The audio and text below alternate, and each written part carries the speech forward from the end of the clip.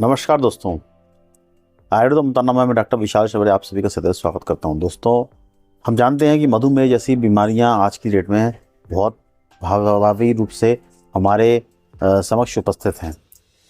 पूरे दुनिया में लगभग 70% लोग या 70 से भी और थोड़ा लगभग ज़्यादा लोग मधुमेह जैसी बीमारियों से ग्रसित हैं और इसके कारण से काफ़ी बीमारियां और जन्म देती हैं। मधुमेह एक ऐसी बीमारी है, यानी एक ऐसी बीमारी जिसके कारण से और भी बीमारियाँ उत्पन्न होती है। इसमें आपके शारीरिक क्षमता भी कम हो जाती है और आपके कई प्रकार के वात विकार उत्पन्न होते हैं और किसी किसी को नपुंसकता भी आती है और बहुत सारे कारण आते हैं, चाहे वो स्त्री हो चाहे वो पुरुष हो।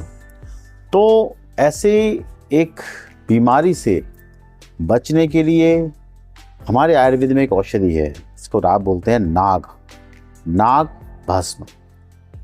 तो नाग भस्म क्या है, नाग भस्म का उपयोग कैसे करते हैं, इसके विषय में आज मैं इस पूरे वीडियो में बताने वाला हूँ। तो मेरे शुरू से लेके आखिर तक आप इस वीडियो में बने रहिएगा। अगर आपने चैनल को सब्सक्राइब नहीं किया दोस्तों, सब्सक्राइब करके लाइक शेयर बेल आइकन दबा दीजिएगा ताकि इसी तरह कंटेंट आपको इस मेरे चैनल पर मिलते रहते हैं। तो आप सभी का स्वागत करता हूँ अपने चैनल में। तो शुरू करते हैं नाग भस्म। नाग भस्म की बात की जाए तो नाग भस्म, देखिए, नाग के विषय में मैंने एक वीडियो बनाया हुआ था अपने एक दूसरे चैनल पे कि नाग कैसा दिखता है। ये धातु होती है जिसका शोधन किया जाता है, फिर उसकी भस्म में पुट दिए जाते हैं ताकि उसकी भस्म तैयार हो सके। भस्म बनाने की प्रक्रिया भी हमने दूसरे चैनल पे हमने दिखा चुके हैं कैसे भस्म तैयार की जाती है। जब कोई भी भस्म हो पुट के माध्यम से तैयार की जाती है। आजकल तो बहुत सारे प्यूरिफिकेशंस आ गए हैं, कैसे कैसे जैसे मफल फर्नेस्ट वगैरह आ गए हैं, इससे मूशा में रख के भस्म तैयार करते हैं, उसे पुट की तरह हम यूज़ करते हैं। तो नाग को जनरली कहते हैं लेड। लेड जो रहता है, लेड एक धातु है, उसको बहुत महीन माइनो पार्टिकल करने के बाद वो एक औषधि का काम करती है।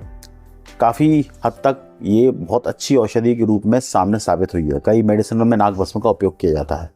कई तरह की मेडिसिन आप देख लेंगे, उसमें नाग भस्म का बहुत ज़्यादा उपयोग है और ये बहुत सारी चीज़ों में सपोर्टिव करती हैं।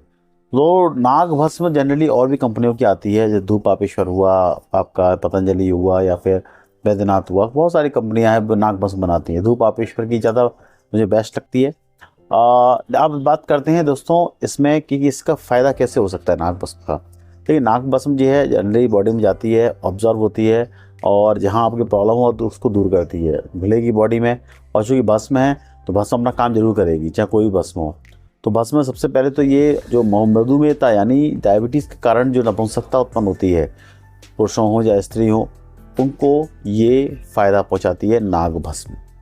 और दूसरी चीज़, आपके वात विकार यानी आपके जोड़ों में दर्द हो या फिर आपके किसी वात विकार से ग्रसित हो, आपको 80 प्रकार के वात रोग होते हैं, उनमें भी अगर ये कोई प्रॉब्लम होती है तो ये नाग भस्म उसको फ़ायदा पहुँचाती है।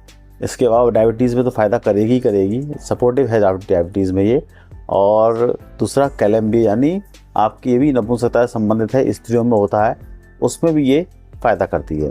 पर उसको ओवरडोज नुकसानदायक हो सकता है, इसको ओवरडोज नहीं दिया जाता। उतना ही अपन को लेना है और उतना ही इसको यूज़ करना है। आप कितना यूज़ करते हैं, जैसे कि इसके साथ अनुपान की बात की तो शहद के साथ इसको ले सकते हैं आप। शहद को बहुत बेस्ट है इसके लिए। और लगभग 30 से लगभग 125 मिलीग्राम यानी बहुत कम मात्रा में एक रत्ती यानी आधी रत्ती से या चौथाई रत्ती देते हैं। अब रत्ती का मतलब क्या, एक रत्ती बराबर 120 मिलीग्राम या 125 मिलीग्राम जनरली होता है, ऐसा बताया गया। उससे भी आधी लेनी है अपन को। तो लगभग एक गुंजा के समान बहुत कम मात्रा में इसको लेना है। इतनी मात्रा में लिया जाता है या फिर कभी किसी औषधि के साथ मिला करके इसको दिया जाता है। तो ये वैद्य डिसाइड करेगा, आप डिसाइड नहीं कर पाएंगे। तो ये भस्म का सबसे अच्छा उपयोग है। फिर मैं कहता हूँ कोई मेडिसिन अगर आप लेने के पहले एक बार चिकित्सक का परामर्श अवश्य ले लें, तभी उस मेडिसिन का उपयोग करें। नाग भस्मों को बहुत सावधानीपूर्वक लेना चाहिए। कई बार ये फ़ायदा करने की जगह नुकसान भी कर सकती हैं।